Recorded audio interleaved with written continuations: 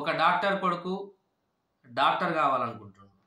అదేవిధంగా ఒక యాక్టర్ కొడుకు యాక్టర్ కావాలనుకుంటున్నాడు. అదే యాక్టర్ రైతు పేరుతోటి సినిమాలు తీసి కోట్లు సంపాదిస్తుండు.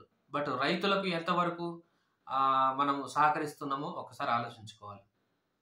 అదేవిధంగా వివిధ రకాల రంగాల ఉన్నటువంటి వ్యక్తులందరూ కూడా వారి యొక్క పిల్లలు వారి వారి రంగాల్లో ముందుకు రావాలని కోరుకుంటున్నారు. ఆ రంగంలో ప్రవేశించాలని కోరుకుంటున్నారు. కానీ ఒక రైతు అనేట వ్యక్తికి మాత్రము తన కొడుకు రైతు కావాలని కోరుకోవడం లేదు. ఎందుకంటే అనాదిగా మన దేశంలో రైతు అంటే చిన్న చూపు, రైతునంటే పిల్లనివ్వకపోవడం, రైతు అంటే స్థిరమైన ఆదాయం రాదు అనే భయం, రైతు అంటే చదువు రాదు అనేటువంటి ఒక చిన్న చూపు, రైతుకు నికరమైన ఆదాయం లేని కారణంగా, రైతుకు గౌరవం లేని కారణంగా నా తర్వాత నా కొడుకు కూడా ఇటువంటి బాధలు పడొద్దు, చదువుకొని ఏదో ఒక పని చేసుకోవాలి తప్ప వ్యవసాయం చేయొద్దన్నటువంటి పరిస్థితులకు ఈనాడు వచ్చినాం. ఈ పరిస్థితి ఇట్లాగే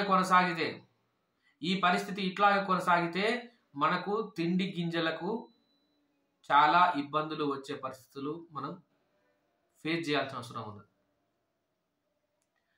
మనము ఈరోజు ధరలు పెరుగుతున్నాయి.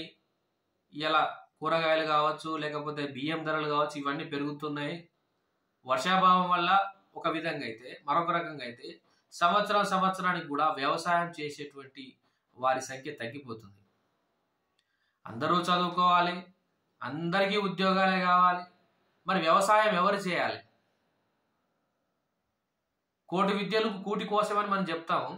కానీ మన కూటి కోసం కష్టపడేటువంటి వృత్తి చేసేవాడిని మనము గౌరవించడానికి ఈనాడు మనం వెనకాడుతాము.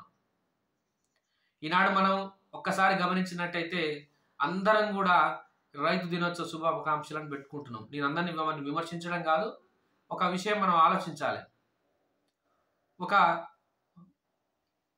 ఒక ఆడపిల్ల తండ్రి కూడా ఇలా స్టేటస్ పెట్టుకుని ఉంటాడు.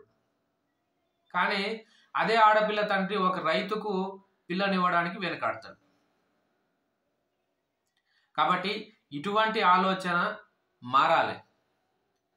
ఇవాళ మనము కోట్లు సంపాదించుకొని బంగళాలు కట్టుకొని కార్లు షికార్లు ఎన్ని చేసినప్పటికీ కూడా ఆకలి అయినప్పుడు ఇంత ముద్ద కావాలంటే ఆ ముద్ద పండించేటువంటి రైతు ఉన్నప్పుడే మనం ఆ ముద్ద తినగలుగుతాం, మనం బ్రతకగలుగుతాం. డబ్బులు తిని బ్రతకలేం.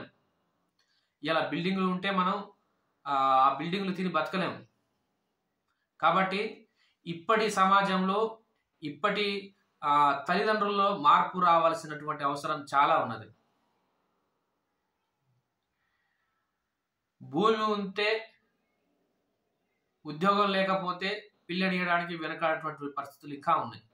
కాబట్టి పేరెంట్స్ అందరూ కూడా రైతు అనేటివానికి పిల్లనివ్వాలి, రైతుకైతేనే ఇస్తా అనేటువంటి రోజులు ఎప్పుడైతే వస్తాయో అప్పుడు ఖచ్చితంగా రైతు యొక్క జీవితం, రైతుకు నిజంగా గౌరవించే వాళ్ళం అవుతాం మనం.